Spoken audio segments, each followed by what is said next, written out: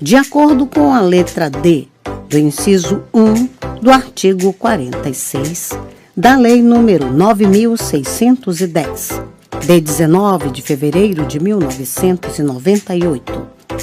Distribuição gratuita. Proibida a venda e comercialização. Prezados, alguns dos nossos audiolivros podem constar falhas no final das faixas de áudio. Infelizmente, é irreversível, pois os mesmos foram gravados em fitas cassetes. Agradecemos a sua compreensão. Seja muito bem-vindo ao canal da Biblioteca Braille do Estado do Amazonas. Devido a fatos recentes de questionamentos associados a direitos autorais, venho informar que o canal não obtém qualquer tipo de lucro com a publicação dos audiolivros. Levamos a acessibilidade para as pessoas com deficiência visual. Caso você seja autor ou proprietário dos direitos autorais de algum audiolivro publicado aqui no canal, peço que faça contato via e-mail ou através dos comentários, que, se assim for determinado, o audiolivro será retirado do ar. Relembrando, não queremos e não obtemos nenhum tipo de lucro com as visualizações. Nosso objetivo é levar a acessibilidade para as pessoas com deficiência visual. Agradecemos pela sua atenção. O livro foi postado por Ana Beatriz. Se você gostou, deixe seu like e se inscreva no nosso canal.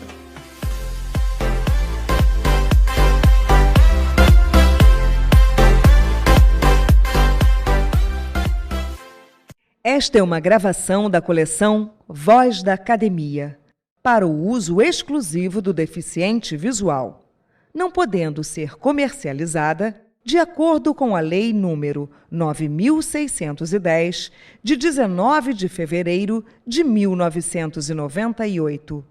Este livro foi gravado no estúdio da Academia Brasileira de Letras por Ana Lu Palma. Projeto elaborado e produzido por Ana Lu Palma. Supervisão geral do presidente da Academia Brasileira de Letras, o poeta Ivan Junqueira. Mixagem e edição de Rafael Capuzzo, C-A-P-U-Z-Z-O.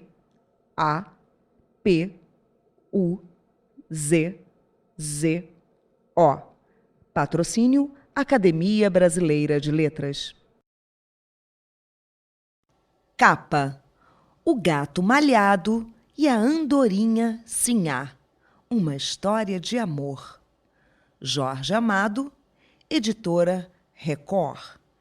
R-E-C-O-R-D.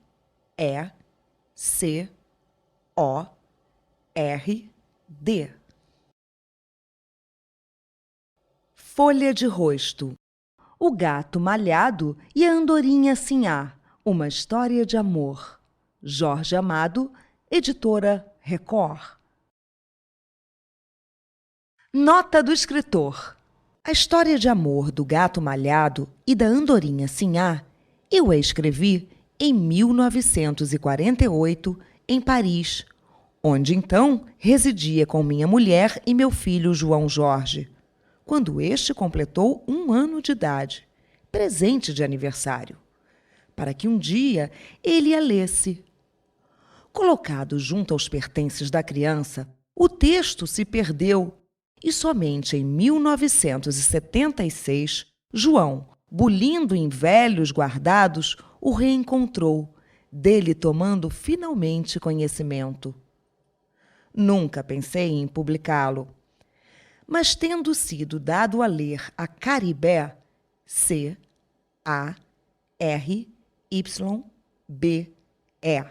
por João Jorge, o mestre baiano, por gosto e amizade, sobre as páginas datilografadas, desenhou as mais belas ilustrações, tão belas que todas as desejam admirar. Diante do que não tive mais condições para recusar-me à publicação por tantos reclamada. Se o texto não paga a pena, em troca, não tem preço que possa pagar as aquarelas de Caribé. O texto é editado como o escrevi em Paris há quase 30 anos. Se fosse bulir nele, teria de reestruturá-lo por completo, fazendo-o perder sua única qualidade, a de ter sido escrito simplesmente pelo prazer de escrevê-lo, sem nenhuma obrigação de público e de editor.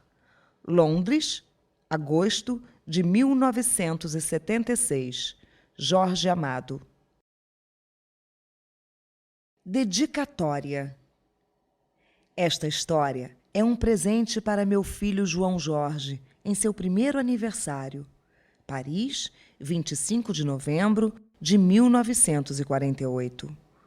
Ao concordar, em agosto de 1976, com a publicação desta velha fábula ao nome de meu filho João Jorge, a melhor pessoa que eu conheço, quero acrescentar nesta página de dedicatória os de meu afilhado Nicolas Bey, B-A-Y,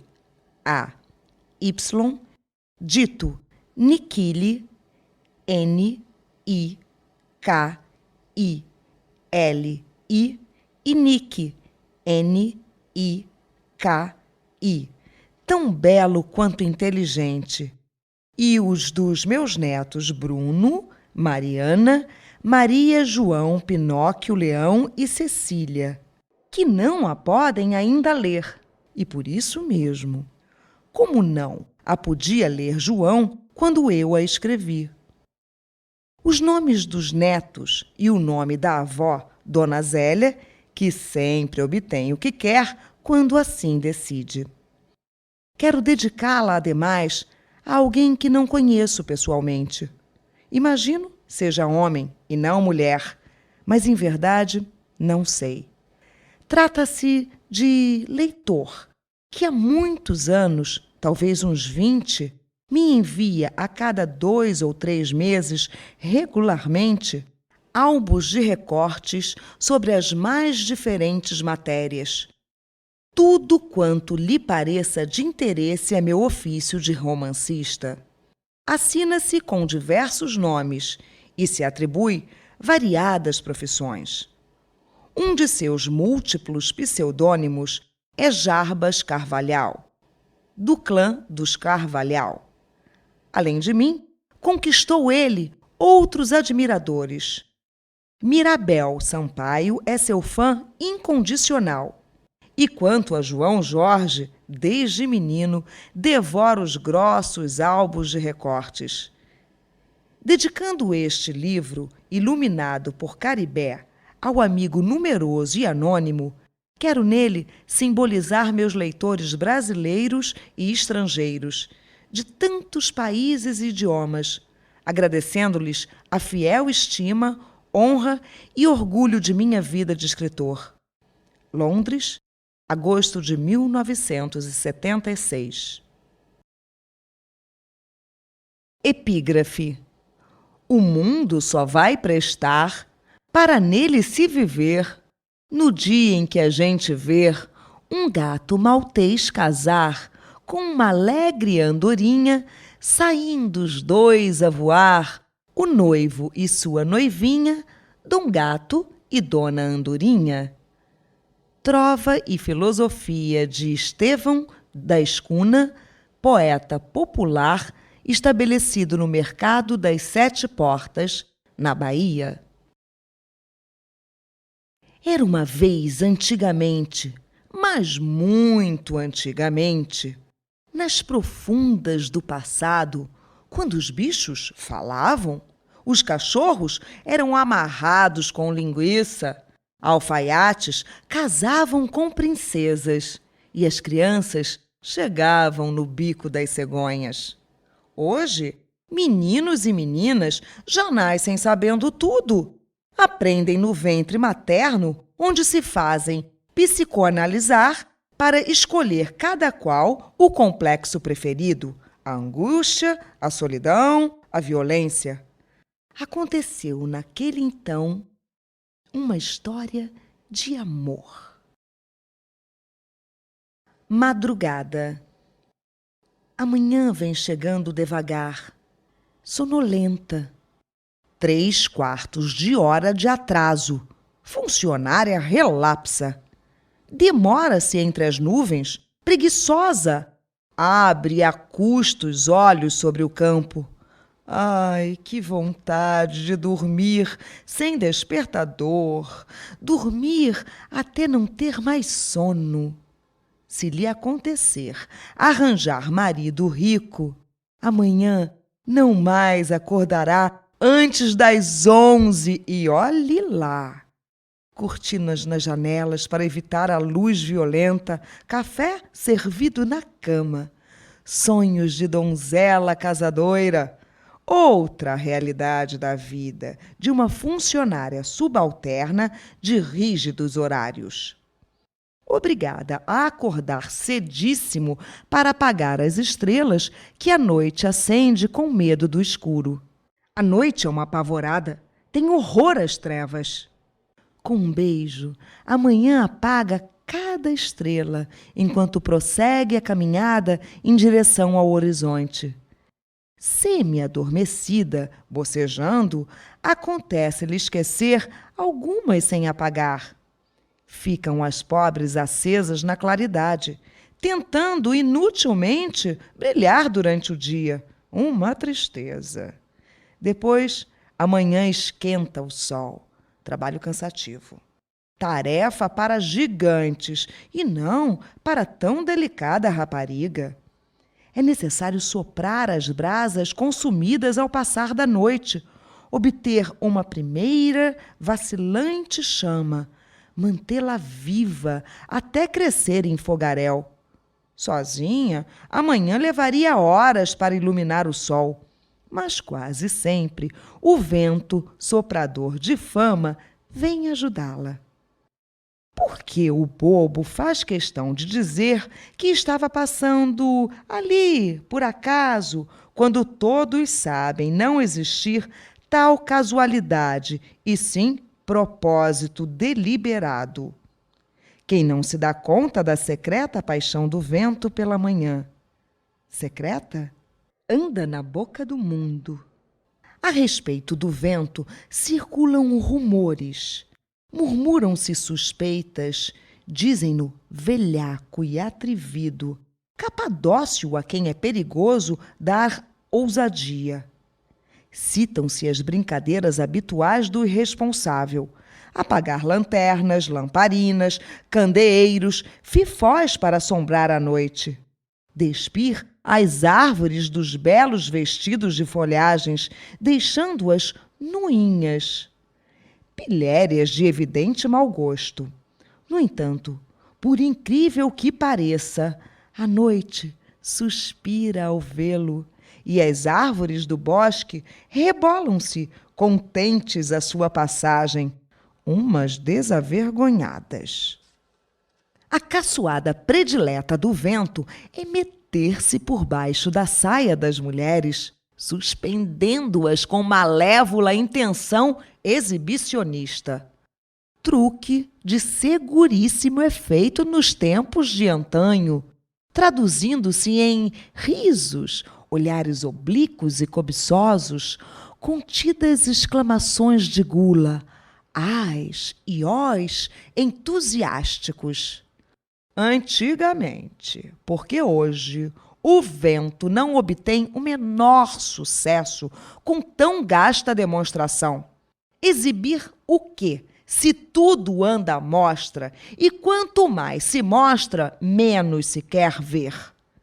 Quem sabe as gerações futuras lutarão contra o visível e o fácil, exigindo em passeatas e comícios o escondido e o difícil. Um tanto quanto louco de certo. Não vamos esconder os defeitos do vento.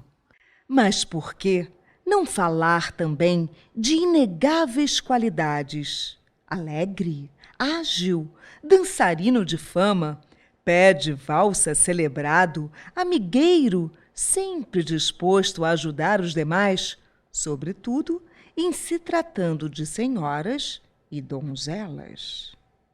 Por mais cedo fosse, mais frio fizesse, estivesse onde estivesse, cruzando distantes e íngremes caminhos, pela madrugada arribava ele em casa do sol para cooperar com a manhãzinha. Sopra que sopra com a imensa bocarrona de ar. Apenas, porém, a brasa crescia em labareda, o vento deixava por conta da manhã atiçar a chama com o abanador das brisas e começava a recordar aventuras, a contar coisas vistas nas caminhadas sem destino. Nevados topos de montanhas muito acima das nuvens, ou abismos tão profundos que jamais amanhã conseguiria enxergar. Bisbilhoteiro e audacioso, rei dos andarilhos, rompendo fronteiras, invadindo espaços, vasculhando esconderijos, o vento carrega um alforje de histórias para quem queira ouvir e aprender. Fanática por uma boa história, amanhã se atrasa ainda mais, atenta ao falatório do vento. Casos, ora engraçados, ora tristes, alguns longos, prolongando-se em capítulos de folhetim. Pouco dada ao trabalho, amanhã deixa-se ficar embevecida a escutar. Risonha e melancólica, debulhada em lágrimas, quanto mais comovente, melhor a novela, causando irremediável transtorno aos relógios, obrigados a diminuir o ritmo dos pêndulos e ponteiros, na dependência da chegada da manhã, para marcar as 5 horas em ponto. Muitos relógios enlouqueceram. Não voltaram jamais a marcar a hora certa, atrasados ou adiantados, trocando o dia pela noite. Outros detiveram-se de vez e para sempre. Certo relógio, universalmente famoso, colocado na torre da universalmente famosa fábrica dos universalmente famosos relógios, os mais pontuais do mundo, ele próprio, campeão olímpico da hora exata, suicidou-se, enforcando-se nos ponteiros por não suportar mais a lentidão da manhã e o atraso geral da produção. Era um relógio suíço, com exemplar senso de responsabilidade e imenso patriotismo industrial. Não só os relógios, também os galos perdiam a cabeça, embrulhando o canto, anunciando a aparição do sol, enquanto a manhã ainda o acendia, atenta às tiradas do vento. Viviam de crista baixa, desmoralizados. Relógios e galos fizeram uma denúncia ao tempo. Senhor de todos eles, protesto em 8 itens e 26 razões irrespondíveis. Mas o tempo é infinito, não ligou muito. Essa coisa de 1 hora a mais, 1 hora a menos, é tolice com a qual não paga a pena preocupar-se quando se tem a eternidade pela frente. Até serve para quebrar a monotonia. Ademais, o tempo não escondia certa fraqueza pela manhã. Risonha e inconsequente, jovem e alocada, pouco afeita a regras e códigos, ela o fazia esquecer por alguns momentos a suprema chateação da eternidade e a bronquite crônica. Dessa vez, porém, a vadia ultrapassou todos os limites da tolerância. O vento tentara dividir o longo enredo em 2 ou 3 episódios, mas ela exigira a narrativa detalhada e inteira, até o lance final. Já o sol abrasava quando se despediram. Vestida de luz branca com salpicos de flores azuis e vermelhas, a manhã atravessa por entre as nuvens, distraída, pensativa, refletindo sobre o caso que o vento viera lhe contar. sonhadora ao recordar detalhes ligeiramente melancólica. Um autor erudito falaria em confusão de sentimentos. Gostaria de não ser amanhã, a própria, com obrigações estritas, para estender-se nos campos da madrugada a pensar nas intenções do vento. Por que escolher a ele exatamente aquela história? Haveria uma moral a retirar do relato? Ou o vento fizera apenas pelo gosto da narrativa, gratuitamente? Amanhã suspeita da intenção oculta, razão secreta a se denunciar no olhar entornado do parceiro, em inesperado suspiro na hora do desfecho. Suspira o vento por ela, como rumorejam as comadres? Pensa pedir a sua mão em casamento? Casar com o vento não é má ideia, se bem amanhã prefira um milionário. O vento a ajudaria a apagar as estrelas, a acender o sol, a secar o orvalho e a abrir a flor denominada 11 horas, que amanhã, só de ranheta, para contrariar, abre todos os dias entre as 9h30 e as 10. Se casasse com o vento, sairia com o marido mundo afora, sobrevoando o cimo altíssimo das montanhas, esquiando nas neves eternas, correndo sobre o dorso verde do mar, saltando com as ondas, repousando nas cavernas subterrâneas, onde a escuridão se esconde durante o dia para descansar e dormir. Livre e inconstante, solteirão profissional, pensaria o vento realmente em se casar? Contavam-se as dezenas, as paixões, os casos, as aventuras, os escândalos em que ele se vira envolvido. Citam-se raptos, perseguições, maridos em cólera, juras de vingança. Amanhã balança a cabeça.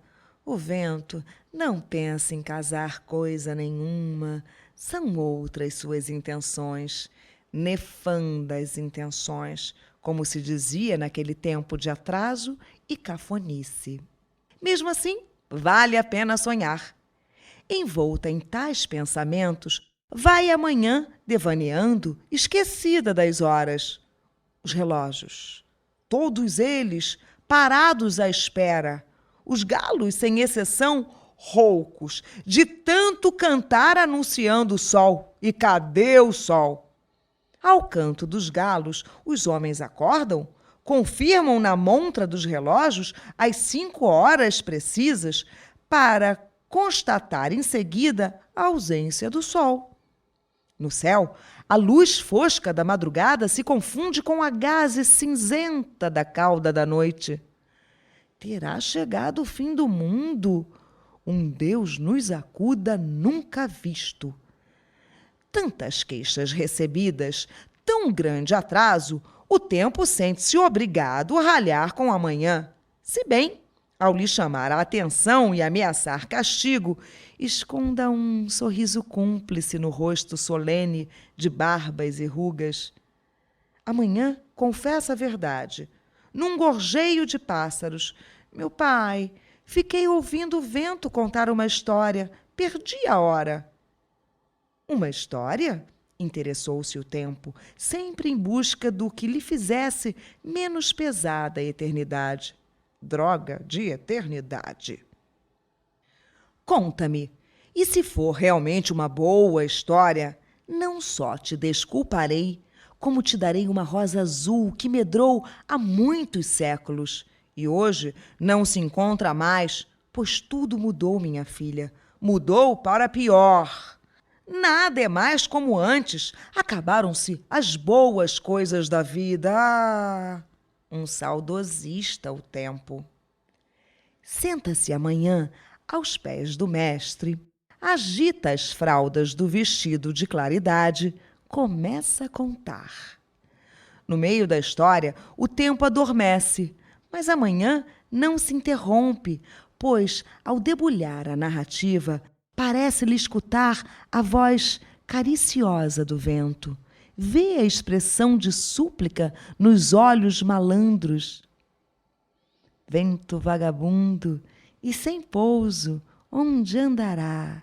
Em que recanto do mundo, bisbilhotando, desnudando árvores, varando nuvens, perseguindo a chuva em correrias pelo céu para derrubá-la por fim num pasto verde? Íntimos, demasiadamente íntimos o vento e a chuva, companheiros de vadiagem. Somente companheiros? Amanhã franze a testa, de repente, preocupada. Parênteses. A história que amanhã contou ao tempo para ganhar a rosa azul foi a do gato malhado e da andorinha sinhá. Ela a escutara do vento, sussurrada com enigmática expressão e alguns suspiros, a voz plangente. Eu a transcrevo aqui por tê-la ouvido do ilustre sapo cururu, que vive em cima de uma pedra, em meio ao musgo, na margem de um lago de águas podres, em paisagem inóspita e desolada. Velho companheiro do vento, o eminente sapo cururu contou-me o caso para provar a irresponsabilidade do amigo. Desperdiça-se o vento em fantasias, em vez de utilizar as longas viagens pelo estrangeiro para estudar comunicação, sânscrito ou acupuntura, assuntos de nobre proveito. O sapo cururu é doutor em filosofia, catedrático de linguística e expressão corporal, cultor de rock, R-O-C-K, membro de direito, correspondente e benemérito de academias nacionais e estrangeiras, famoso em várias línguas mortas. Se a narração não vos parecer bela, a culpa não é do vento nem da manhã, muito menos do sapiente sapo cururu, Dr. D-O-C-T-O-R,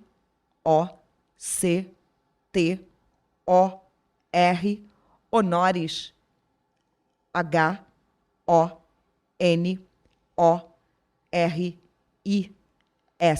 causa. Posta em fala de gente, não há história que resista e conserve o puro encanto. Perdem-se a música e a poesia do vento. A estação da primavera. Quando a primavera chegou, vestida de luz, de cores e de alegria, olorosa de perfumes sutis, desabrochando as flores e vestindo as árvores de roupagens verdes, o gato malhado estirou os braços e abriu os olhos pardos, olhos feios e maus. Feios e maus na opinião geral. Aliás, diziam que não apenas os olhos do gato malhado refletiam maldade, e sim todo o corpanzil forte e ágil, de riscas amarelas e negras.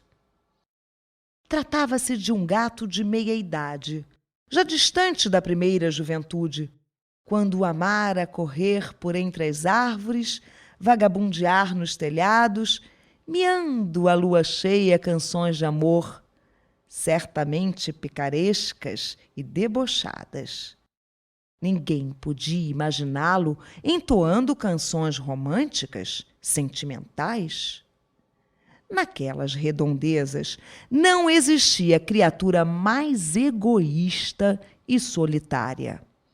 Não mantinha relações de amizades com os vizinhos e quase nunca respondia aos raros cumprimentos que, por medo e não por gentileza, alguns passantes lhe dirigiam.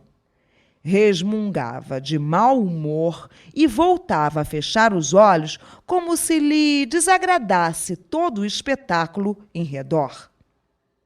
Era, no entanto, um belo espetáculo a vida em torno, agitada ou mansa. Botões nasciam perfumados e desabrochavam em flores radiosas. Pássaros voavam entre trinados alegres. Pombos arrulhavam amor. Ninhadas de pintos recém-nascidos seguiam o cacarejar de orgulhosa galinha. O grande pato negro fazia a corte à linda pata branca, banhando-a na água clara do lago. Folgazões, os cachorros divertiam-se, saltando sobre a grama. Do gato malhado, ninguém se aproximava. As flores fechavam-se se ele via em sua direção. Dizem que certa vez derrubara, com uma patada, um tímido lírio branco pelo qual se haviam enamorado todas as rosas. Não apresentavam provas, mas quem punha em dúvida a ruindade do gatarrás? Os pássaros ganhavam altura ao voar nas imediações do esconso onde ele dormia. Murmuravam, inclusive, ter sido o gato malhado, o malvado que roubara o pequeno sabiá do seu ninho de ramos. Mamãe Sabiá, ao não encontrar o filho para o qual trazia alimento, suicidou-se, enfiando o peito no espinho de um mandacaru. Um enterro triste, e naquele dia muitas pragas foram pronunciadas em intenção do gato malhado. Provas não existiam. Mas que outro teria sido? Bastava olhar a cara do bichano para localizar o assassino. Bicho feio aquele. Os pombos iam amar longe dele. Havia quase certeza de que fora ele quem matara para comer a linda pomba-rola do pombal. E desde então, certo pombo-correio perdeu a alegria de viver. Faltavam provas, é verdade. Mas, como disse o reverendo papagaio, quem podia tê-lo feito senão aquele sinistro personagem sem lei nem Deus, tipo à toa? As maternais galinhas ensinavam aos pintos cor-de-ouro como evitar o gato malhado, em cujas mãos criminosas, segundo afirmavam, muitos outros pintainhos haviam perecido. Isso sem falar nos ovos que ele roubava dos ninhos para alimentar seu ignóbil corpanzil. Tampouco o pato negro queria saber dele, pois o gatarrão não amava a água do lago, tão querida do casal de patos. Os cachorros o haviam procurado para com ele correr e saltar, mas ele os arranhara nos focinhos e os insultara, eriçando o pelo, xingando-lhes a família, a raça, os ascendentes próximos e distantes. Um gato mau e egoísta. Deitava-se pela manhã sobre o capim para que o sol o esquentasse, mas apenas o sol subia no céu, ele o abandonava por qualquer sombra cariciosa. Ingrato! Durante muito tempo, uma goiabeira de tronco carunchoso alimentou a ilusão de que o gato malhado a amava e disso se vangloriou perante todas as árvores do parque, só porque ele vinha flexível, corpo sensual, rascar-se contra seu tronco nodoso no meio das tardes solarengas. A goiabeira, que passava por ser uma original, sentiu-se vaidosa com a preferência de um tipo tão difícil e discutido. Procurou um cirurgião plástico, limpou-se de todos os nós que lhe enfeiavam o tronco, fez-se bela para o gato malhado e, de tronco liso e limpo, o esperou. Mas quando ele viu que não podia coçar-se naquele tronco sem nós nem reentranças, voltou as costas à goiabeira e jamais, sequer novamente a mirou. Durante algum tempo, devido a esta aventura, a goiabeira foi a vítima predileta das pilhérias de mau gosto dos habitantes do parque. Até a velha coruja, que morava na jaqueira, riu quando lhe contaram a história. Devo dizer, para ser exato, que o gato malhado não tomava conhecimento do mal que falavam dele. Se o sabia, não se importava. Mas é possível que nem soubesse que era tão mal visto, pois quase não conversava com ninguém, a não ser em certas ocasiões com a velha coruja. Aliás, a coruja, cujas opiniões eram muito respeitadas devido à sua idade, costumava dizer que o gato malhado não era tão mau assim. Talvez tudo isso não passasse de incompreensão geral. Os demais ouviam, balançavam a cabeça e, apesar do respeito que tinham à coruja, continuavam a evitar o gato malhado. Assim vivia ele, quando a primavera entrou pelo parque adentro, num espalhafato de cores, de aromas, de melodias. Cores alegres, aromas de entontecer, sonoras melodias. O gato malhado dormia quando a primavera irrompeu repentina e poderosa. Mas sua presença era tão insistente e forte que ele despertou do seu sono sem sonhos, abriu os olhos pardos e estirou os braços. O pato negro, que casualmente o olhava, quase caiu de espanto, porque teve a impressão de que o gato malhado estava sorrindo. Fixou o olhar, chamou a atenção da pequena pata branca. Não parece que ele está rindo. Santo Deus! Está rindo mesmo!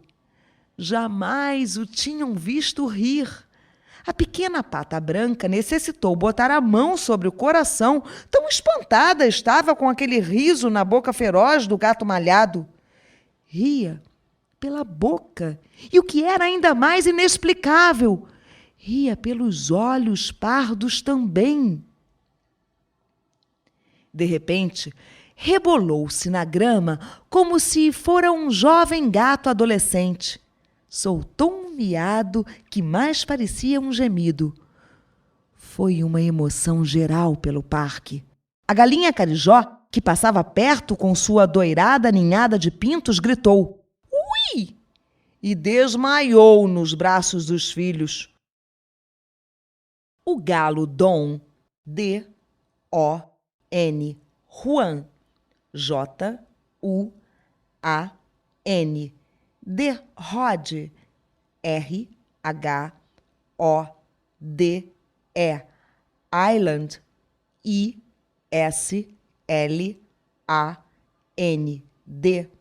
veio correndo ver o que tinha acontecido. De todas as galinhas de seu harém, a carijó era a preferida. Ajudou-a a levantar-se e ia lançar seu canto de guerra e de protesto igual a uma clarinada, quando mais uma vez o gato malhado rebolou-se sobre a grama e miou outro miado. Ai, meu Deus, um miado romântico! Impossível!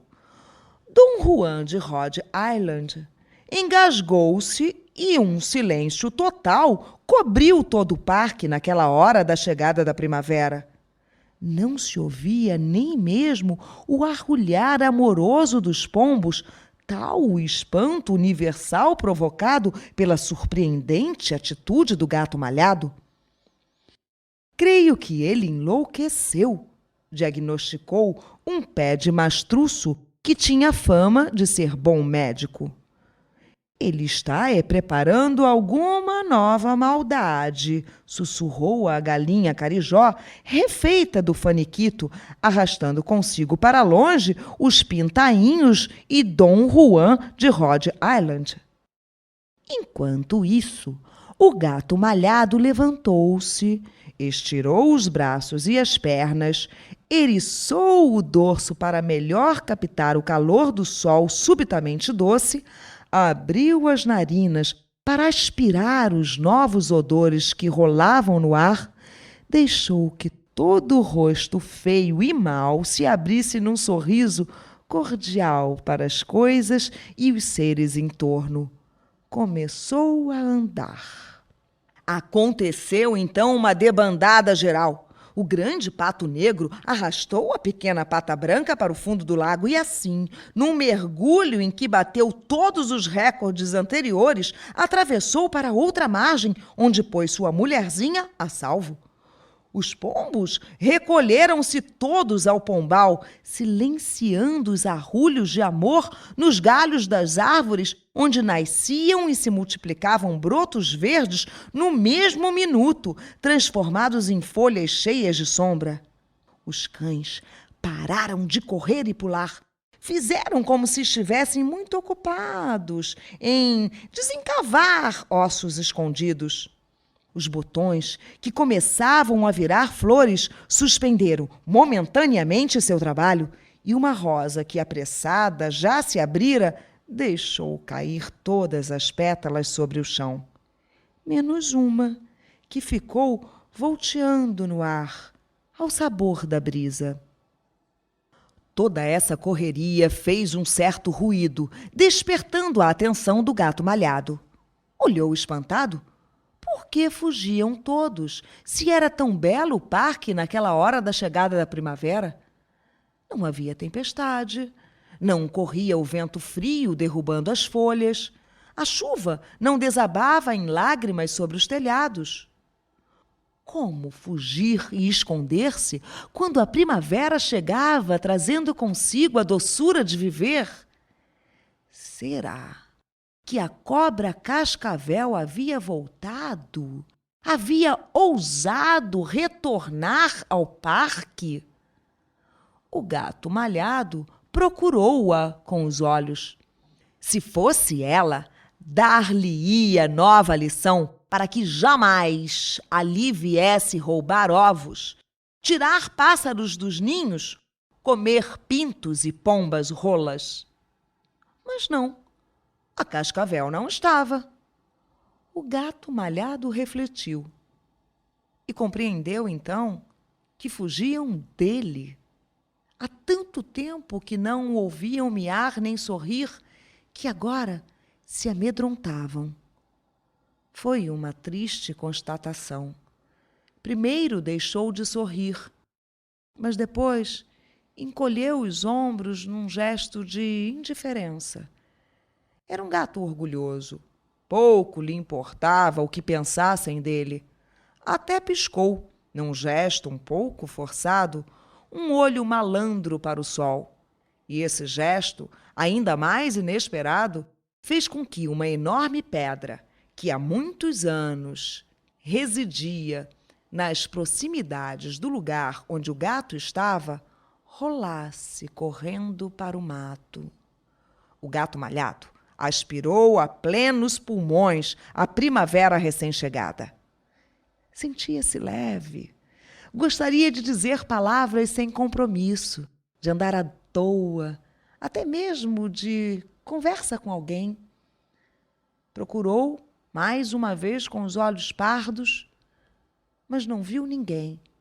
Todos haviam fugido. Não, todos não. No ramo de uma árvore, a andorinha sinhá fitava o gato malhado e sorria-lhe. Somente ela não havia fugido.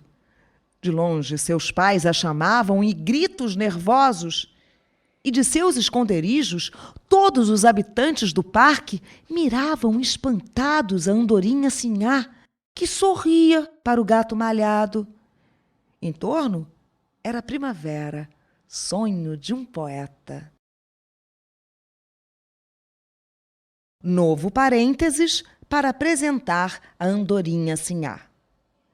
Quando ela passava risonha e trêfega, não havia pássaro em idade casadoira que não suspirasse. Era muito jovem ainda, mas onde quer que estivesse, logo a cercavam todos os moços do parque. Faziam-lhe declarações, escreviam-lhe poemas. O roxinol, seresteiro afamado, vinha ao clarão da lua cantar à sua janela. Ela ria para todos, com todos se dando, não amava nenhum. Livre de todas as preocupações, voava de árvore em árvore pelo parque, curiosa e conversadeira, inocente coração. No dizer geral, não existia em nenhum dos parques por ali espalhados andorinha tão bela, nem tão gentil quanto a andorinha Sinhá. Continuação da estação da primavera. Em torno era primavera, o sonho de um poeta. O gato malhado teve vontade de dizer algo semelhante à andorinha Sinhá. Sentou-se no chão, alisou os bigodes, apenas perguntou: Tu não fugiste com os outros? Eu? Fugir? Não tenho medo de ti. Os outros são todos uns covardes. Tu não me podes alcançar. Não tens asas para voar. És um gatarrão, ainda mais tolo do que feio. E olha lá que és feio. Feio? Eu? O gato malhado riu. Riso espantoso de quem se havia desacostumado de rir. E desta vez, até as árvores mais corajosas, como o pau-brasil, um gigante, estremeceram. Ela o insultou e ele a vai matar, pensou o velho cão dinamarquês. O reverendo papagaio, reverendo porque passaram uns tempos no seminário onde aprendera a rezar e decorara frases em latim, o que lhe dava valiosa reputação de erudito, fechou os olhos para não testemunhar a tragédia, por duas razões. Por ser emotivo, não lhe agradando ver sangue, menos ainda de andorinha tão formosa, e por não desejar servir como testemunha se o crime chegasse à justiça, maçada sem tamanho, tendo de decidir entre dizer a verdade e arcar com as consequências da ira do gato malhado, processo por calúnia, umas bofetadas, o bico arrancado, quem sabe lá o quê. Ou mentir e ficar com a fama de covarde, de cúmplice do assassino. Situação difícil. O melhor era não testemunhar. Em troca, rezou pela alma da andorinha Sinhá, ficando em paz com a sua consciência, uma chata, cheia de exigências. A própria andorinha Sinhá sentiu que exagerara e, por via das dúvidas, voou para um galho mais alto, onde ficou bicando as penas num gesto de extrema faceirice. O gato malhado continuava a rir, apesar de se sentir um tanto ofendido. Não porque a andorinha o houvesse taxado de mau, e sim por tê-lo chamado de feio. E ele se achava lindo, uma beleza de gato, elegante também. Tu me achas feio? De verdade? Feíssimo, reafirmou lá de longe a andorinha. Não acredito. Só uma criatura cega poderia me achar feio. Feio e convencido. A conversa não continuou, porque os pais da andorinha Sinhá, o amor pela filha superando o medo, chegaram voando e a levaram consigo, ralhando com ela, pregando-lhe um sermão daqueles. Mas a andorinha, enquanto a retiravam, ainda gritou para o gato: Até logo, seu feio! Foi assim, com esse diálogo um pouco idiota, que começou toda a história do gato malhado e da andorinha Sinhá. Em verdade, a história, pelo menos no que se refere à andorinha, começara antes. Um capítulo inicial deveria ter feito referência a certos atos anteriores da andorinha. Como não posso mais escrevê-lo onde devido, dentro das boas regras da narrativa clássica, resta-me apenas suspender mais uma vez a ação e voltar atrás. É, sem dúvida, um método anárquico de contar história, eu reconheço. Mas o esquecimento pode ir por conta do transtorno que a chegada da primavera causa aos gatos e aos contadores de histórias. Ou melhor ainda, posso me afirmar um revolucionário da forma e da estrutura da narrativa, e que me dará de imediato o apoio da crítica universitária e das colunas especializadas de literatura. Capítulo inicial: atrasado e fora de lugar. A andorinha Sinhá, além de bela, era um pouco louca. Louquinha fica ali melhor. Apesar de ainda frequentar a escola dos pássaros, onde o papagaio ditava a cátedra de religião, tão jovem que os respeitáveis pais não a deixavam sair à noite sozinha com seus admiradores. Mas já era metida e independente, orgulhando-se de manter boas relações com toda a gente do parque. Amiga das flores e das árvores, dos patos e das galinhas, dos cães e das pedras, dos pombos e do lago. Com todos ela conversava. Um arzinho suficiente, sem se dar conta das paixões que ia espalhando ao seu passar. Mesmo o reverendo papagaio, que fazia grande propaganda das próprias virtudes, considerado por todos um pouco eclesiástico devido ao tempo passado no seminário, mesmo ele a olhava durante as aulas, com uns olhos entornados. Apesar de todas essas relações e admirações, uma sombra nuviava a vida da andorinha Sinhá, razão de ser desse atrasado capítulo inicial, pois a sombra era exatamente o gato malhado. Ou melhor, o fato dela nunca ter conseguido conversar com o gato. Aquele sujeito caladão, orgulhoso e metido à besta, bulia-lhe com os nervos. Habituara-se a vir espiá-lo quando ele dormia ou esquentava sol sobre a grama. Escondida no ramo de uma árvore, mirava-o durante horas perdidas, cismando nas razões por que o feioso não mantinha relações com ninguém. Ouvia falar mal dele, mas fitava o seu nariz róseo de grandes bigodes e, ninguém sabe por quê, duvidava da veracidade das histórias. Assim são as andorinhas. O que se pode fazer? Não há forma de fazê-las compreender a verdade mais rudimentar, a mais provada e conhecida, se elas se metem a duvidar. São cabeçudas e se deixam guiar pelo coração. O gato malhado era a sombra na vida clara e tranquila da andorinha Sinhá. Por vezes estava cantando uma das lindas canções que aprendera com o rouxinol e, de súbito, parava, porque via, às vezes adivinhava, o grande corpo do gato que passava em caminho do seu canto predileto. Ia então pelos ares, seguindo devagar, e em certa tarde divertiu-se muito a atirar-lhe gravetos secos sobre o dorso. O gato dormia.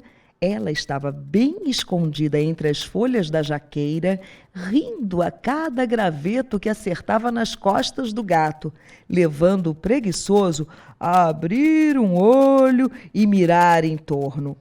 Mas logo o cerrava, pensando tratar-se de alguma brincadeira idiota do vento. De há muito o gato malhado aprendera que não adianta correr atrás do vento para dar-lhe com a pata. O melhor era deixá-lo cansar-se da brincadeira. Mas naquele dia, como a coisa continuasse, resolveu ir embora. A andorinha Sinhá retirou-se também, contente com a peça que pregara ao temido gato malhado. Foi nesse dia que ela teve a célebre conversa com a vaca Mocha. Falo na vaca Mocha logo no capítulo inicial da história, por se tratar de uma figura das mais importantes do parque. Tinha quase tanto prestígio quanto a velha coruja. Tratava-se de uma pessoa tranquila, mesmo um pouco solene, muito circunspecta, por todos os títulos respeitáveis. Descendente de um touro argentino e se chamava Raquel Púcio. No entanto, possuía um temperamento vingativo, humor variável. Muito boa para com aqueles a quem amava. Com o casal de patos, por exemplo, mantinha relações de muita amizade. E brusca e violenta com a gente de quem não gostava. A mosca varejeira, os cães e, mais que todos, o gato malhado. Não gostava do gato malhado porque, sendo ela uma figura assim tão altamente respeitável, com sangue portenho, considerara-se terrivelmente ofendida pelo mísero felino em certa distante ocasião. Acontece que, apesar de sua circunspecção, a vaca Mocha era dada à ironia. Foi assim que, certa vez, tendo encontrado o gato malhado no curral, onde fora com certeza na esperança de roubar um pouco de leite, disse-lhe num misto de desprezo e piléria e em mescla de espanhol e português: U-N, tipo T-I-P-O, tan, T-A-N, chiquito, C-H-I-Q-U-I-T-O,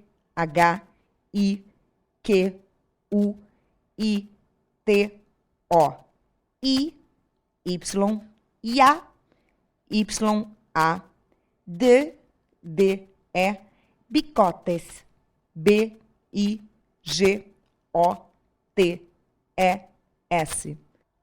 O gato, em evidente e imperdoável desrespeito, teve a ousadia de responder-lhe: uma sujeita tão grandona e sem porta-seios.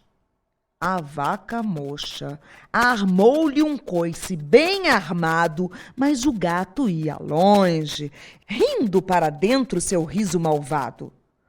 Todo o parque considerou que a vaca Mocha fora terrivelmente insultada. E à noite vieram muitas famílias visitá-la para apresentar-lhe sua solidariedade, pois ela estava inconsolável e chorava sem cessar. À frente de todos veio o reverendo papagaio, que nessa noite se embriagou e divertiu toda a assistência com as anedotas que aprendera na cozinha do seminário.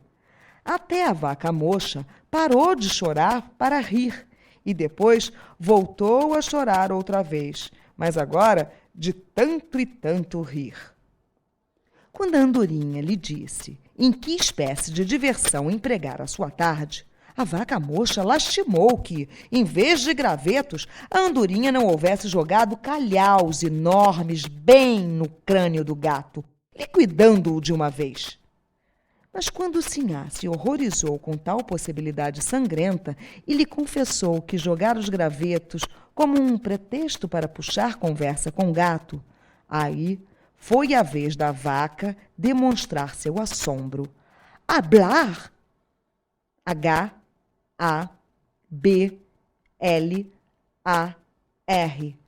Com L-E-L. Gato. Piensas? P-I-E-N-S-A-S.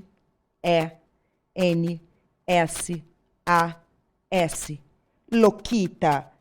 L-O-Q-U-I-T-A.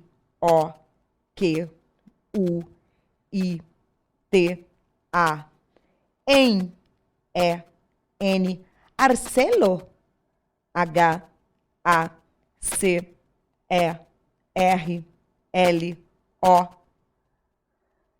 Realmente? R-E-A-L-M-E-N-T-E.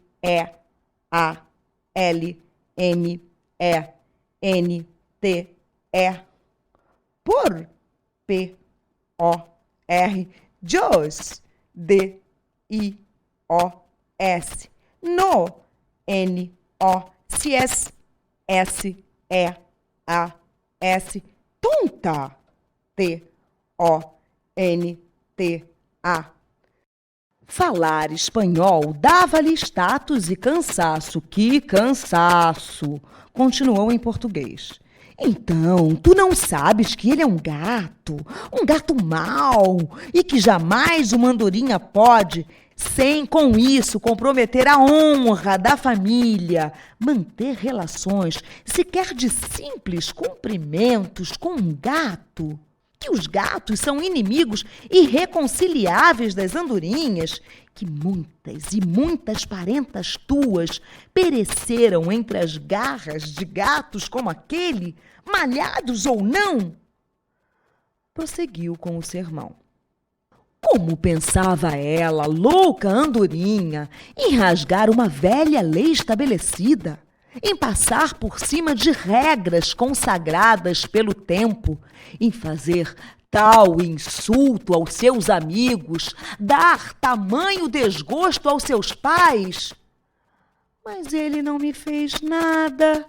É um gato, e ainda por cima malhado.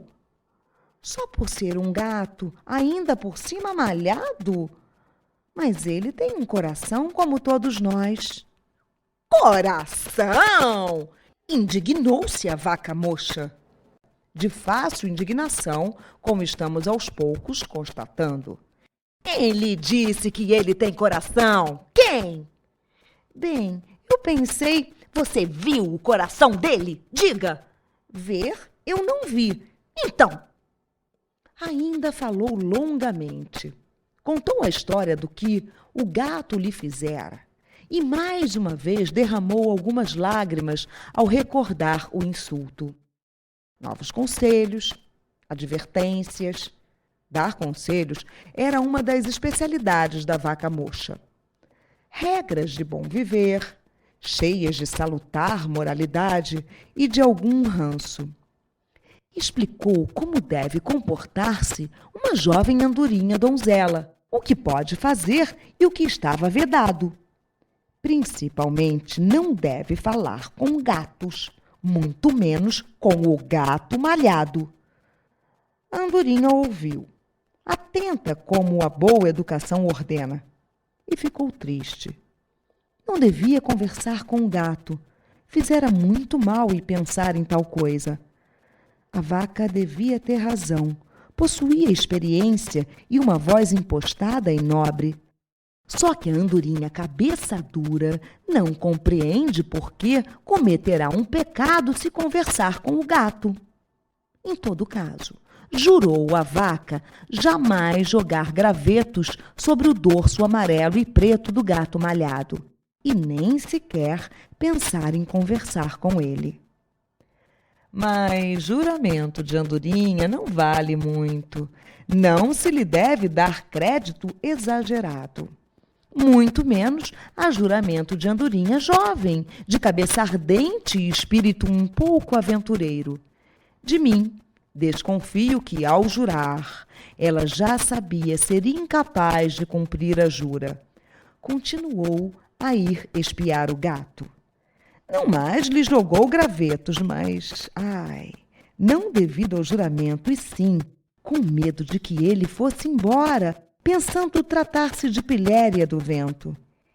Ia espiá-lo todos os dias, até que naquele dia da chegada da primavera...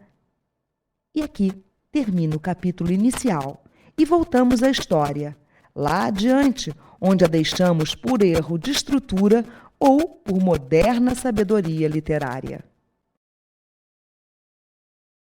Fim do CD 1, continua no CD 2. Fim da estação da primavera.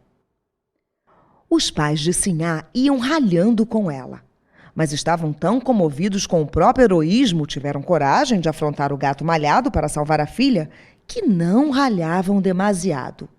A andorinha pai dizia à andorinha mãe: nós amamos nossa filha, nós a salvamos. A andorinha mãe respondia: nós somos bons pais, protegemos nossa filha. E se olhavam, admirando-se mutuamente. proibiram terminantemente a andorinha de novamente aproximar-se do inimigo feroz. Se os juramentos da andorinha jovem não têm nenhum valor, bruscas proibições só fazem aguçar-lhe o interesse e a curiosidade. Não que Sinhá fosse uma dessas andorinhas às quais basta que se diga não faça isso para que imediatamente o façam. Ao contrário, terna e obediente, amava os pais. Era bem comportada, amável e bondosa. Mas gostava que a convencesse das coisas com boas e justas razões. E ainda ninguém lhe havia provado ser um pecado ou um crime manter relações cordiais com o gato malhado. Assim, quando deitou a gentil cabecinha sobre a pétala de rosa que lhe servia de travesseiro, havia decidido continuar a conversa no outro dia. Ele é feio, mas é simpático, murmurou ao adormecer. Quanto ao gato malhado, também ele pensou na arisca andorinha Sinhá naquela primeira noite da primavera, ao repousar a cabeça no travesseiro. Aliás, eis uma coisa que ele não possuía: travesseiro.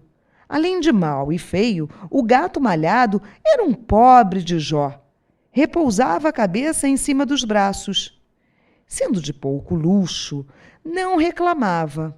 Falta sentia de outras coisas, de afeição, de carinho e de salsichas vienenses. Recolheu-se tarde. Antes andara pelo parque ao léu, arranhara a casca de troncos das árvores, miara sem motivo evidente, sentira desejo de voltar a vagabundear nos telhados como praticara na distante adolescência. O cheiro bom da terra penetrara-lhe pelas narinas e seus grandes bigodes moveram-se inquietos. Sentia-se muito moço. Até teve vontade de correr com os cães.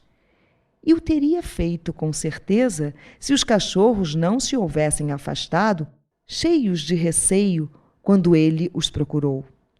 Tal fora o seu estado de lassidão e de indefinido desejo que murmurou para si mesmo: creio que estou doente.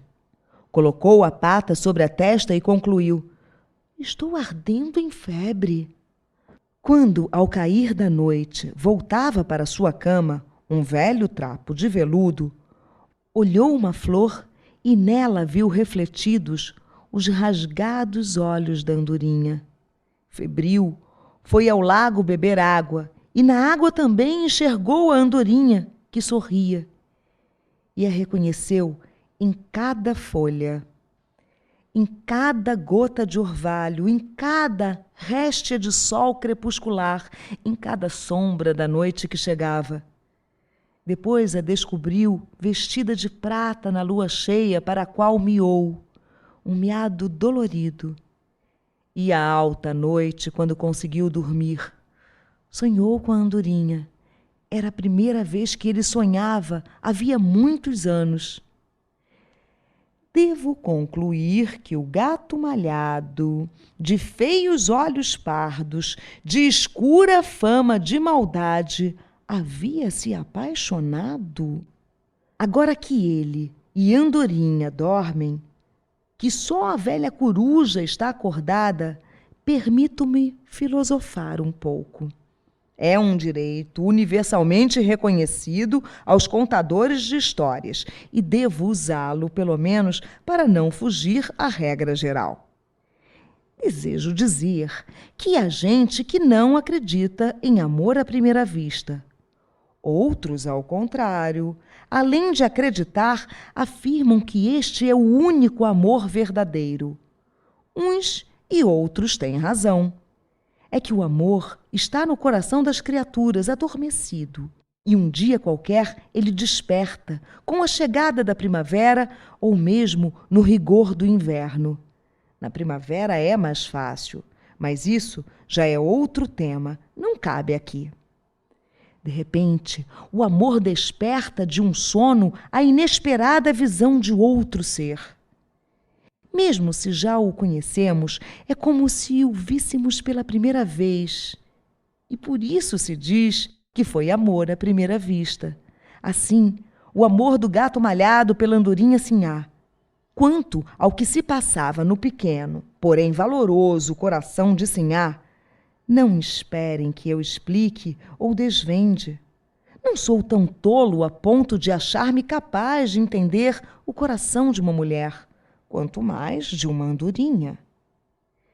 Nenhuma dessas considerações perturbou naquela noite o gato malhado. Em verdade, ele não se julgava apaixonado. Tal ideia nem lhe ocorreu. Quando era jovem, apaixonava-se todas as semanas, em geral às terças-feiras, e desapaixonava-se às sextas, pois era um gato preguiçoso e tirava o sábado, o domingo e a segunda para descansar. Despedaçara inúmeros corações de gatas de todas as cores, de uma coelha cinzenta e de uma raposa adolescente. Mas isso fazia tanto tempo que ele nem mais se recordava dos nomes e das situações. Vivia no seu canto, eu já expliquei, tranquilo, preguiçando ao sol, gozando a doce carícia da brisa, o frescor das noites de verão, o frio gostoso do inverno. Agora vinha a primavera perturbar a sua paz. No dia seguinte, ao acordar e lavar a cara, pensou na andorinha, recordando o sonho a acompanhá-lo pela noite. Ele Sinhá discutindo de boniteza e feiura. Riu-se. Ontem eu estava doente e resolveu não pensar mais na andorinha. Dirigiu-se ao seu canto predileto para acalentar sol sobre o velho trapo de veludo. A vida se desenvolvia pelo parque. Bem, ali está o gato malhado, deitado como sempre, ao comprido para que o sol gostoso da primavera o envolva por inteiro. Mas o que é estranho? Não consegue fechar os olhos como o faz habitualmente. A experiência lhe ensinara que, de olhos fechados, goza-se muito mais o calor do sol e a frescura da brisa. No entanto, naquele segundo dia de primavera, tinha os olhos abertos e, ademais, voltados para a árvore onde, na véspera, estivera a andorinha Sinhá. Quando percebe o que está sucedendo, fica furioso, desvia o olhar e, assobiando devagarinho, busca outras paisagens. Olha os cachorros que correm, os idiotas não sabem fazer outra coisa. As árvores cheias de folhas. Olha até o papagaio, ocupado a rezar suas orações matinais. O papagaio mantinha uma das mãos sobre o peito e os olhos entornados para o céu. O gato, ao ver o seu ar untuoso, quase clerical, não se contém e mostra-lhe a língua. O papagaio, alarmado com um gesto inesperado e ameaçador, interrompe as suas orações e cumprimenta. Bom dia, meu caríssimo doutor gato malhado. Como vai a saudinha? Graças a Deus, bem? O gato nem se digna responder. Além de tudo, seu olhar já está de novo fixo na árvore onde a andorinha pousara na véspera. Enquanto ele espia na esperança de vê-la, explico o porquê do gesto feio do gato. Não significa, como se pode pensar, desrespeito à religião. É que o gato malhado não gosta de gente hipócrita, e o papagaio era a hipocrisia em pessoa. A coruja, que conhecia a dedo a vida de todos os habitantes do parque, tinha contado ao gato que o mestre papagaio, sob toda aquela capa de religiosidade, não passava de um devasso. Fizera propostas indecorosas à pequena pata branca, à galinha carijó, a uma rolinha, a qual ensinara o catecismo, e que a própria coruja, sem respeitar-lhe a idade, murmurara duvidoso convite. E o caso do pombogaio? Ah, esse caso do pombogaio merece ser contado. Um dia, a pomba-correio teve um filho estranho, um pombo que falava a língua dos homens. Além de tolo, o pombo-correio vivia em longas viagens, levando toda a correspondência do parque. Oficialmente, o filho era dele. Mas a coruja dizia que ali havia coisa. Quem, além do papagaio, conhecia e falava no parque a língua dos homens? Os cachorros entendiam, mas não a praticavam. Ademais, o papagaio não saía da casa da pomba-correio na ausência do marido, sob o pretexto de levar-lhe alimento espiritual. Por sorte, o pombo-correio era criatura de boa índole. O gato malhado não tinha má vontade com os devassos. Nunca tomava parte nas murmurações do parque sobre as aventuras do galo, inveterado e invejado polígamo, maometano, que a cada dia acrescentava nova franga ao seu sortido harém. Tanto os pombos, monógamos por convicção, quanto o pato preto, monógamo por força das circunstâncias, já que no parque só existia uma pata, uns e outros mostravam-se muito escandalizados com a vida devassa do galo. Também a vaca mocha balançava a cabeça numa condenação muda. Só o gato não dava nenhuma importância ao fato. Não era contra os devassos, mas sim contra os hipócritas, os mascarados como o papagaio. Por isso lhe mostrou a língua, gesto insultuoso e condenável. Contei tudo isso na esperança de que, nesse meio tempo, a andorinha sinhá viesse pousar na árvore em frente ao gato. Mas ela não veio, a ingrata. E vamos reencontrar o nosso amigo malhado, já sem nenhuma alegria, num estado de espírito muito diferente daquele em que o deixamos. Perdera o ar brincalhão com que acordara. A leveza que sentia desde a véspera. Os grandes bigodes estavam caídos, desmoralizados, murchos. Isso era um triste e perigoso sinal em se tratando do gato malhado. Seus bigodes eram o índice do seu humor. Fita mais uma vez a árvore. Tantas vezes já o fizera antes. Não vê a andorinha. A sombra da árvore cobre-lhe o corpanzil. Os olhos pardos escurecem. Porque sente o coração dolorido. No entanto, é primavera em torno. Acontece-lhe então levantar-se. Por que o faz, nem ele mesmo seria capaz de explicar. Talvez para ficar ao sol. Levanta-se e sai andando. De repente, nota que seus pés, será que ele já não os governa, o haviam levado, sem ele sentir, para junto da distante árvore onde mora a família da andorinha sinhá. Devo esclarecer que esta árvore ficava do outro lado do parque. Os pais de Sinhá haviam saído em busca de alimento. A andorinha tinha visto o gato vir vindo e o esperava sorridente. Gato malhado para embaixo da árvore, espia, descobre a andorinha. Foi então que percebeu onde havia chegado, sem se dar conta. Dana-se. Que faço eu aqui? Resolve voltar rapidamente. Diabo, seus pés, de tão pesados, pareciam ter chumbo grudado. Mas a andorinha falou com sua doce voz. Não me diz bom dia, seu mal-educado. Bom dia, sinhá. Havia até certo acento harmonioso na voz cava do gato. Senhorita sinhá, faça o favor. E como ele fizesse uma cara triste, era ainda mais feio quando ficava triste, ela concedeu.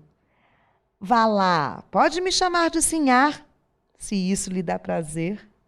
Eu lhe chamarei de feio. Já lhe disse que não sou feio. Puxa, que convencido. É a pessoa mais feia que eu conheço. Junto de você, minha madrinha coruja é prêmio de beleza. Afinal, que fazia ele ali? Pensava o gato malhado. Aquela jovem andorinha, apenas uma adolescente, não o trata com o devido respeito. Será mesmo que ele desejava que ela o tratasse com respeito? Insulta-o, agride-o, chama-o de feio. Era o resultado de ter ele dado confiança a uma jovem andorinha qualquer. Que era ela, senão uma estudante, aluna de religião do papagaio? Que podia ter na cabeça? Que espécie de conversa podia manter com ele, um gato sério, viajado, que se considerava um ser superior, mais culto do que toda a gente do parque e que se achava principalmente um gato bonito? Resolveu retirar-se e nunca mais voltar a falar àquela desrespeitosa andorinha. Ah, seus pés como chumbo, como se tivessem toneladas de chumbo. Fez um esforço. Até logo. Está aí. Se ofendeu. Ainda é mais convencido do que feio. Por que diabo ele começa a achar graça? Agora não era apenas os pés que já não obedeciam. Também a boca se abria em riso quando ele queria ficar sério, com um ar zangado. Uma vasta conspiração contra o gato malhado. A andorinha continuava, num palrar incessante, linda adolescente dos campos, cuja juventude domina tudo em derredor. Não precisa ir embora. Eu não lhe chamo mais de feio. Agora lhe trato de formoso. Não quero também. Então, como vou lhe chamar? Gato. Gato não posso. Por quê? Será que ela entristecera? Agora sua voz já não era brincalhona. O gato malhado repete a pergunta. Por que não pode? Não posso conversar com nenhum gato. Os gatos são inimigos das andorinhas. Quem lhe disse? É verdade, eu sei. O gato fez a cara mais triste do mundo. A andorinha Sinhá, que amava a alegria e não podia ver ninguém triste, continuou. Mas nós não somos inimigos, não é? Nunca. Então nós podemos conversar. Mas logo acrescentou. Vá embora, que papai vem aí. Depois eu vou na ameixeira conversar com você, feião. O gato ri e trata de sumir entre as moitas de capim que crescem por ali. Estava novamente alegre. Enquanto atravessava agilmente por entre o mato, vai recordando o diálogo com a andorinha. A voz melodiosa volta a ressoar em seus ouvidos. Ela não podia conversar com um gato. Os gatos são maus. Alguns foram apanhados em flagrante almoçando andorinhas. Havia alguma verdade nisso. Como era possível ser assim tão mau? Como almoçar um ser tão frágil e formoso como a andorinha Sinhá? Deita-se sobre a mexeira que está em flor. Logo depois a andorinha chega, fazendo círculos no ar, num vôo que é improvisado e lindo bailado primaveril. De longe, o roxinol que a acompanha com os olhos começa a cantar. A sua melodia de amor enche o parque. O gato bate palmas quando ela pousa num galho baixo. Continua a conversa interrompida. Não vou mais reproduzir os diálogos. E tomo tal resolução porque eram todos um pouco parecidos. E somente aos poucos, com o correr do tempo, se fizeram dignos de uma história de amor. Quem sabe, talvez mais adiante eu reproduza um, se houver ocasião. Por ora, apenas quero dizer que eles conversaram durante toda a primavera, sem que jamais faltasse assunto. Foram-se conhecendo um ao outro, cada dia uma nova descoberta. E não apenas conversaram, juntos. Ele correndo pelo chão em verde grama, ela voando pelo azul do céu. Vagabundearam por todo o parque. Encontraram recantos deliciosos. Descobriram novas nuances de cor nas flores, variações na doçura da brisa e uma alegria que talvez estivesse mais dentro deles que mesmo nas coisas em derredor. Ou bem a alegria estava presente em todas as coisas e eles não a viam antes. Porque, eu vos digo, temos olhos de ver e olhos de não ver. Depende do estado do coração de cada um. Quero acrescentar, finalmente, que já não se tratavam de você. Quando pela manhã se viram pela primeira vez naquele dia, ele lhe perguntava: que fizeste de ontem para hoje? Hoje estás mais linda do que ontem, e mesmo mais linda do que estavas essas noites no sonho em que eu te vi. Conta-me o teu sonho. Eu não te conto o meu porque sonhei com uma pessoa muito feia. Sonhei contigo. Riam os dois. Ele, o seu riso cavo de gato mau. Ela, seu argentino riso de andorinha adolescente. Assim aconteceu na primavera. Estação do verão. Este é um capítulo curto porque o verão passou muito depressa com seu sol ardente e suas noites plenas de estrelas. É sempre rápido o tempo da felicidade. O tempo é um ser difícil. Quando queremos que ele se prolongue, seja demorado e lento, ele foge às pressas. Nem se sente o correr das horas. Quando queremos que ele voe mais depressa que o pensamento, porque sofremos, porque vivemos um tempo mau, ele escoa moroso. Longo é o desfilar das horas. Curto foi o tempo do verão para o gato e a andorinha.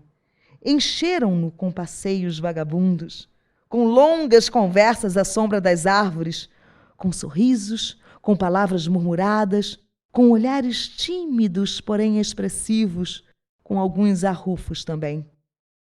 Não sei se arrufos será a palavra precisa. Explicarei. Por vezes a andorinha encontrava o gato abatido, de bigodes murchos e olhos ainda mais pardos. A causa não variava. A andorinha saíra com rouxinol. Com ele conversara ou tivera aula de canto. O rouxinol era o professor. A andorinha não compreendia a atitude do gato malhado. Aquelas súbitas tristezas que se prolongavam em silêncios difíceis. Entre ela e o gato jamais havia sido trocada qualquer palavra de amor. E, por outro lado, a andorinha, segundo disse, considerava o rouxinol um irmão. Um dia em que a aula de canto se prolongara além do tempo costumeiro, quando os bigodes do gato estavam tão murchos que tocavam o solo, ela lhe pediu explicação daquela tristeza. O gato respondeu: se eu não fosse um gato, te pediria para casares comigo. A andorinha ficou calada. Um silêncio de noite profunda. Surpresa? Não creio. Ela já adivinhara o que se passava no coração do gato. Zanga? Não creio tampouco. Aquelas palavras foram gratas ao seu coração. Mas tinha medo. Ele era um gato. E os gatos são inimigos irreconciliáveis das andorinhas. Voou rente sobre o gato malhado, tocou-o de leve com a asa esquerda. Ele podia ouvir os latidos do pequeno coração da andorinha sinhá. Ela ganhou altura. De longe ainda o olhou. Era o último dia de verão. Parênteses das murmurações. Murmurava a vaca mocha no ouvido do papagaio. Onde já se viu uma coisa igual? Uma andorinha da raça volátil das andorinhas namorando um gato da raça dos felinos? Onde já se viu? Onde já se viu? E o papagaio murmurava no ouvido da vaca mocha. Onde já se viu? Padre nosso que estás no céu, uma andorinha andar pelos cantos escondidas com um gato? Ave Maria, cheia de graça. Andam dizendo, eu não acredito, eu não acredito. Creio em Deus Padre, mas pode ser. Salve rainha, mãe de misericórdia, que ele anda querendo casar com ela. Deus me livre e guarde. Ora, se está querendo, ora se, amém. E o pombo dizia à pomba numa murmuração. Onde já se viu uma andorinha linda, andorinha, louca andorinha, às voltas com um gato. Tem uma lei, uma velha lei, pombo com pomba. pato com pata, pássaro com pássaro, cão com cadela e gato com gata. Onde já se viu uma andorinha noivando com um gato? E a pomba murmurava ao pombo num cochicho: é o fim do mundo. Os tempos são outros. Perdeu-se o respeito a todas as leis. Murmurava o cachorro no ouvido da cadela: pobre andorinha, passeia com o gato. Mal sabe ela que ele deseja apenas um dia almoçá-la. A cadela respondia balançando a cabeça: o gato é ruim. Só quer almoçar a pobre andorinha. E o pato dizia à pata Pepita: reprovo o desairoso proceder dessa tonta andorinha. É perigoso, imoral e feio. Conversa com um gato como se ele não fosse um gato. Logo com um gato malhado, criminoso nato, lombrosiano. E a pata Pepita assim respondia ao pato pernóstico: pata com pato, pomba com pombo, cadela com cão, galinha com galo, andorinha com ave, gata com gato. E as árvores murmuravam ao passar do vento: onde já se viu? Onde já se viu? Onde já se viu? E as flores coravam e sussurravam ao ouvido da terra: andorinha não pode casar, com gato casar.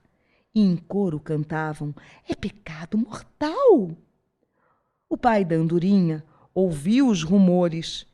A mãe da andorinha os rumores ouviu. O pai da andorinha disse zangado à mãe da andorinha: nossa filha vai mal. Nossa filha anda às voltas com um gato malhado. A mãe respondeu: nossa filha é uma tola, precisa casar. O pai perguntou: casar? Mas com quem? A mãe respondeu: com o roxinol, que já me falou. E o parque inteiro tal coisa aprovou. Que bom casamento para a andorinha! O roxinol é belo e gentil, sabe cantar, é da raça volátil. Com ele, bem pode a andorinha casar. Casar só não pode com um gato malhado. Andorinha com gato? Quem no mundo já viu? E o papagaio dizia 3 vezes amém. A estação do outono. No outro dia, o outono chegou, derrubando as folhas das árvores. O vento sentia frio e, para esquentar-se, corria zunindo pelo parque. O outono trazia consigo uma cauda de nuvens e, com elas, pintou o céu de cores cinzentas.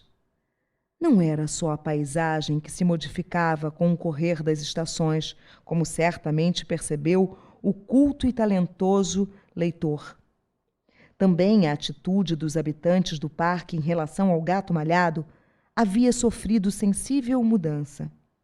Não que houvessem deixado de ter-lhe raiva, não que lhe houvessem perdoado os agravos antigos, mas já não sentiam medo dele, como o provavam as murmurações sobre o caso com a andorinha, murmurações que de tímidos cochichos transformaram-se em obstinado rumor. Recordemos que antes, nas páginas iniciais desta história, tremiam todos apenas o gato malhado abria um olho. Como explicar, então, que não mais o temessem, que comentassem quase abertamente seus passeios com a andorinha? É que o gato, durante a primavera e o verão, vivera alegre e satisfeito, não ameaçara os demais viventes, não despedaçara flores com patadas, não encrespara os pelos do dorso à aproximação de estranhos e não repeliu os cães eriçando os bigodes, insultando-os entre os dentes. Tornara-se um ser brando e amável. Era o primeiro a cumprimentar os outros habitantes do parque, ele que antigamente quase nunca respondia aos medrosos bom dias que lhe dirigiam. Aventurar-me-ei mesmo a afirmar que ele cultivou, naquela época, bons e generosos sentimentos. E baseio esta audaciosa afirmação no fato, entre outros de menor importância, de ter se arriscado para expulsar do parque a cobra cascavel quando ela apareceu durante o verão. Todo mundo se havia escondido, até mesmo o cachorro dinamarquês que vivia rugindo bravatas. O gato atacou a cascavel, conseguiu furtar o corpo ao seu bote mortal e deu-lhe tantas taponas na cabeça que ela fugiu para muito longe. Jamais voltou ao parque. Só Andorinha elogiou o feito do gato. Todos os demais acharam que ele enfrentara a cobra apenas para mostrar-se, fazer bonito, bancando valente. A vaca moça chegou mesmo a lastimar que a cobra tivesse errado o bote. O papagaio classificou o acontecimento como exibicionismo primário. A verdade é que o gato continuava com a fama de sujeito mau e intratável. Os habitantes do parque, todavia, haviam concluído, ante a atual amabilidade do gato malhado, que, se bem ele fosse muito mau, já não era muito perigoso. Devia estar ficando velho, sem forças, e por isso procurava reabilitar-se. Perderam-lhe o medo. O papagaio interesseiro chegara a alimentar ilusões de amizade. Pensou tornar-se íntimo do gato e utilizá-lo contra seus inimigos. O pato, por exemplo, que falava horrores dele pelas costas. O gato tolerou a aproximação do papagaio. Não estava aquele hipócrita de alguma forma ligado à andorinha, já que lhe ensinava a religião, mas evitou qualquer familiaridade. Diante disso, o papagaio ofendido espalhou no parque cruel teoria explicativa da atual gentileza do gato. Mudara de atitude por sofrer doença incurável, estando às portas da morte. Buscava o perdão dos seus pecados. Não se deve tomar essas coisas como prova de maldade geral. A fama ruim do gato era antiga e arraigada. Como poderiam eles compreender que o gato mudara desde que Andorinha entrara em sua vida? Como entender que, sob a casca grossa, sob o pelo eriçado do gato, pulsava um terno coração? Tão terno, que aquele primeiro dia de outono foi encontrar o malhado escrevendo um soneto. Coberto com um pesado manto de lã, o gato era muito friorento, contava sílabas nos dedos e procurava rimas num grosso dicionário de autoria do afamado gramático Tamanduá, Prêmio Nacional de Literatura e membro da Academia de Letras. Sim, até um soneto ele escreveu. Possuo cópia desta única produção literária do gato malhado, criatura séria, que sempre vivera longe dessas frioleiras. Foi-me dada pelo sapo Cururu, que nas horas vagas dedica-se à crítica literária como o exemplo de péssima poesia lírica, no que lhe cabe razão. Aliás, o ilustre sapo descobriu monstruoso plágio na curta produção poética do gato e ninguém põe em dúvida a afirmação do sapo Cururu, autoridade inconteste. Para que o próprio leitor possa julgar do valor do soneto e das acusações de plágio lançadas contra o gato malhado, eu vou transcrever a citada peça lírica. Não o posso fazer, contudo, no corpo da história, pois, afinal, isso aqui não é um caderno de poemas, muito menos de sonetos plagiados e péssimos, e sim uma história que o vento contou amanhã e que amanhã contou ao tempo para ganhar uma rosa azul. Abro assim novo parênteses, desta vez poético. Apenas uma coisa eu peço.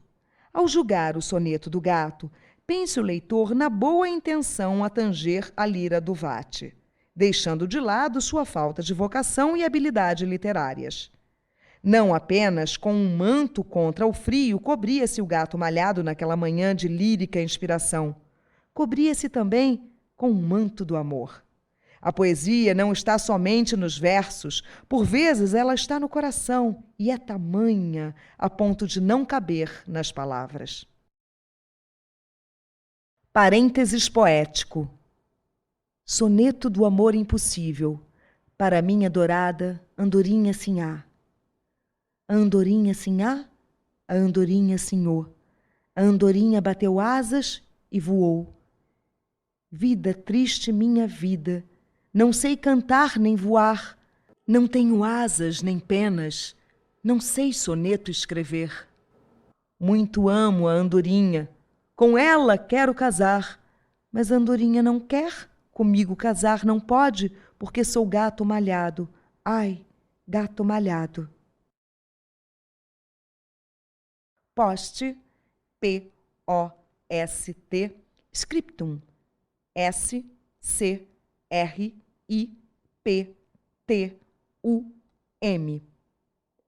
Para dar ao leitor base concreta para um julgamento sem vacilações, abro em seguida outro parênteses, desta vez crítico. Pode o leitor estranhar que seja a história tão interrompida por parênteses, deixando-se o autor ficar no bem bom, quem sabe a dormir, a sesta ou a namorar. Mas, em verdade, sai ganhando, pois, em lugar de enfastiar-se com tacanhas letras e fútil narrativa, ilustra-se lendo peça profunda devida à pena do eminente Sapo Cururu, membro da Academia e do Instituto, crítico universitário, professor de comunicação. Com o mestre, a palavra. Parênteses crítico. Escrito a pedido do autor pelo Sapo Cururu, membro do Instituto. A peça poética em discussão é carente de ideias profundas e peca por inúmeros defeitos na forma. A linguagem não é escorreita. A construção gramatical não obedece aos cânones dos excelsos vates do passado. A métrica, cujo rigor se impõe, vê-se tratada a trancos. A rima, que deve buscar-se seja milionária, é paupérrima nas apoucadas vezes em que nos dá o ar de sua graça. Imperdoável, sobretudo, porém, o fato criminoso evidenciado no primeiro quarteto do aludido soneto de autoria do Gato Malhado, claro e clamoroso plágio de inconveniente canção carnavalesca que assim se escreve: a baratinha iaiá, a baratinha ioiô, a baratinha bateu asas e voou. O plágio, a quem acabo de pegar pelas ouças para colocá-lo perante o Tribunal da Opinião Pública como ladrão que o é, e dos mais réprobos por furtar ideias, não satisfeito em plagiar, fê-lo copiando versos de baixa extração, versos da populaça indigna. Se as forças do seu intelecto revelam-se frágeis para conceber primorosa obra poética, então, pelo menos, plagiasse os grandes mestres, como, por exemplo, Homero, Dante, Virgílio, Milton ou Basílio de Magalhães. Sapo Cururu, doutor. Continuação da estação do outono. Criticado, discutido e julgado o soneto do Gato Malhado, voltamos à nossa história. O que equivale, aliás, a continuar com o soneto, pois não o citei por acaso, e sim porque ele teve que ver com o desenrolar dos acontecimentos. Passou-se assim. No último dia de verão, após aquela cena entre a andorinha e o gato, este teve uma longa conversa com a coruja. De todas as criaturas do parque, a coruja era a única que estimava o Gato Malhado, como já foi dito. Naquela noite, após o ocorrido, a andorinha não voltara. O gato tentou compreender o que estava se passando com ela, entre que sentimentos contraditórios se debatia. Envolto em tristeza e solidão, resolveu ir conversar com a coruja. Esta acordava do seu sono de anciã e abria os olhos para a noite, sua amiga querida. O gato sentou sobre o galho da jaqueira, ao lado da coruja, e falaram primeiro de coisas indiferentes. Porém, a coruja, sendo adivinha, percebera o que trouxera o malhado até ali. Foi franca. Não só lhe contou as murmurações do parque, que puseram um gato quase louco de furor, como lhe deu, por fim, sua opinião. Amigo velho, não há que fazer. Como pudeste imaginar que a andorinha, viesse te aceitar como marido. Nunca houve caso. Mesmo se ela te amasse, e quem te afirma que ela te ama, jamais poderia casar contigo. Desde que o mundo é mundo, às andorinhas é proibido casar com gatos. Essa proibição é mais do que uma lei e está plantada com fundas raízes no coração das andorinhas. Dizes que ela gosta de ti, que se dependesse de sua vontade, pode ser. Acredito mesmo que sim. Mais forte que ela, porém, é a lei das andorinhas, porque está dentro dela desde o mais velho avô, desde a primeira andorinha. E para romper uma lei, é preciso uma revolução. Completou balançando a cabeça. Aliás, era até bom que acontecesse uma revoluçãozinha. Estamos necessitando. O gato malhado não disse nada. Nem mesmo que gostava da andorinha, que sonhara em tê-la ao seu lado no pedaço roto de veludo. Esquecera que as andorinhas dormem em ninhos sobre as árvores, enquanto os gatos dormem pelo chão, sobre trapos abandonados. Despediu-se da coruja sem comentar suas palavras. Chegando em casa, começou a escrever o célebre soneto. Em sua elaboração levou toda a noite e parte da manhã seguinte. Tudo que conseguiu realizar foi a peça já julgada e condenada. Não obstante, naquele primeiro dia de outono, encontrou a andorinha. Ela estava séria, não sorria, não exibia a leve alegria de sempre, aquele ar de disponibilidade que era o seu maior encanto. Também o gato malhado não conseguia esconder a tristeza. Pesavam-lhe no coração as palavras da coruja. Andaram em silêncio, percorrendo lugares onde haviam ido na primavera e no verão. Uma ou outra vez trocavam palavras soltas, mas tinham ambos o ar de quem quer evitar um assunto que se impõe. Chegou a hora da andorinha partir. O gato entregou-lhe o soneto. Ela voou, muitas vezes voltou a gentil cabecinha para vê-lo. Tinha lágrimas nos olhos. No dia seguinte, foi o dia mais longo do outono. Ela não apareceu. Inutilmente ele rondou nas proximidades da árvore onde ela residia. Não a viu. Nessa noite lembrou-se das murmurações do parque e então correu com o pato preto. Meteu um susto quase mortal no papagaio que rezava as suas orações noturnas. Arranhou o focinho do cão dinamarquês. Furtou ovos no galinheiro e, cúmulo de maldade, não os furtou para comê-los, e sim para largá-los no campo. O temor ao gato malhado voltou a habitar o parque, e as murmurações ruidosas amorteceram-se em cochichos segredados. No terceiro dia do outono, o pombo-correio atirou-lhe de longe, cadê coragem para aproximar-se, uma carta. O gato a leu tantas vezes que até a aprendeu de memória. Uma carta triste e definitiva enviada pela andorinha Sinhá. Uma andorinha não pode jamais casar com um gato. Dizia também que eles não deviam mais se encontrar. Em compensação, falava que jamais fora feliz, exceto no tempo em que vagabundeava com o gato malhado pelo parque. E terminava: dá sempre tua Sinhá. Ela tinha jurado não mais o ver.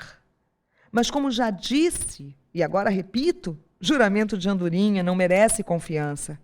Voltaram a passear pelo parque, a ir aos recantos que haviam descoberto durante a primavera. Só que agora quase não conversavam. Era como se uma invisível cortina os separasse.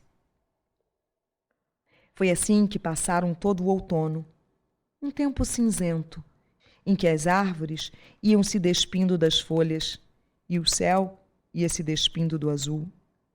Como o gato malhado voltara a ser temido e novamente vivia isolado de todos, sem conversar com ninguém, não sabia que na casa da andorinha trabalhavam 6 aranhas costureiras que preparavam o enxoval da jovem noiva. O casamento do Rouxinol com a andorinha Sinhá estava marcado para o começo do inverno.